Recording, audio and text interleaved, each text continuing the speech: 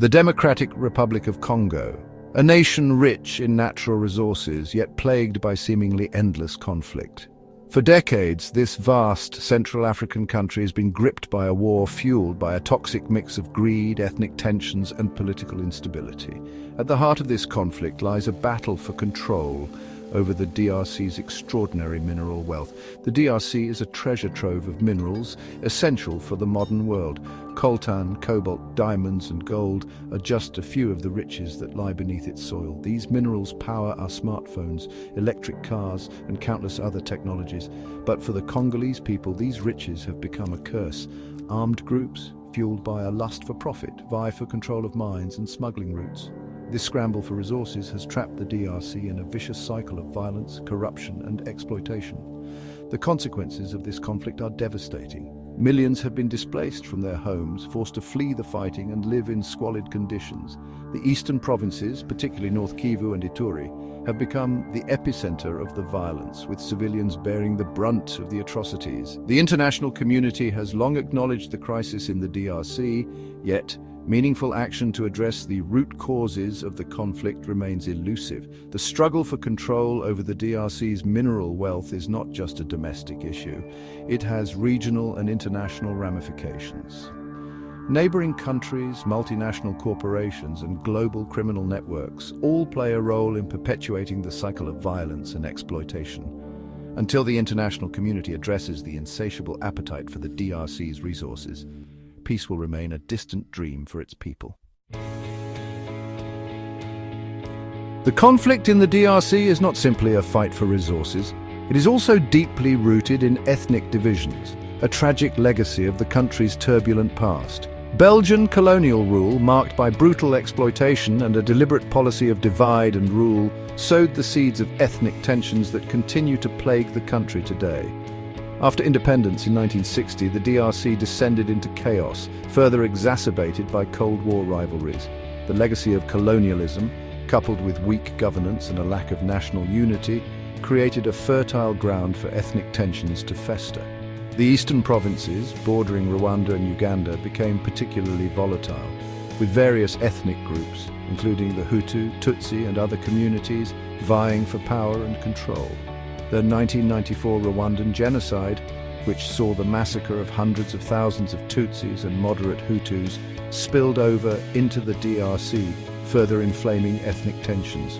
Hutu militias responsible for the genocide fled across the border into eastern Congo, where they regrouped and continued to pose a threat to Rwanda. This in turn led to Rwandan intervention in the DRC, ostensibly to neutralize the Hutu militias, but also to secure Rwandan interests in the region. The presence of Rwandan-backed rebel groups, such as the M23, has further complicated the conflict, adding another layer of violence and displacement. The M23, primarily composed of Congolese Tutsis, has been accused of widespread human rights abuses, including killings, rape, and the recruitment of child soldiers. The group's control over lucrative mines and smuggling routes has fueled its insurgency, plunging eastern DRC into further chaos. The conflict in the DRC is not just a domestic tragedy. It is a regional crisis with international implications.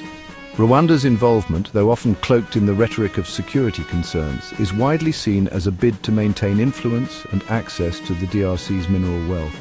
The presence of the Democratic Forces for the Liberation of Rwanda, FDLR, a Hutu rebel group operating in eastern Congo, has provided Rwanda with a pretext for intervention. Rwanda accuses the FDLR of harboring those responsible for the 1994 genocide and of posing an ongoing threat to its security. However, critics argue that Rwanda's support for the M23, a Tutsi-dominated rebel group, is more about securing access to resources and less about combating the FDLR. The FDLR, for its part, has been accused of committing atrocities against civilians, including killings, rapes, and the recruitment of child soldiers. The international community, while condemning the violence and providing humanitarian assistance, has largely failed to address the root causes of the conflict. The UN peacekeeping mission in the DRC, MONUSCO, despite its mandate to protect civilians, has been criticized for its ineffectiveness in preventing atrocities and addressing the underlying drivers of the conflict. The presence of peacekeepers has done little to deter armed groups or bring stability to the region. The international community's focus on short-term solutions, such as ceasefires and humanitarian aid, while essential, has failed to address the underlying issues of resource exploitation, impunity, and regional power dynamics. Until these fundamental issues are addressed, the cycle of violence in the DRC is likely to continue, with devastating consequences for the Congolese people. The conflict in the Democratic Republic of Congo demands a comprehensive and multifaceted response.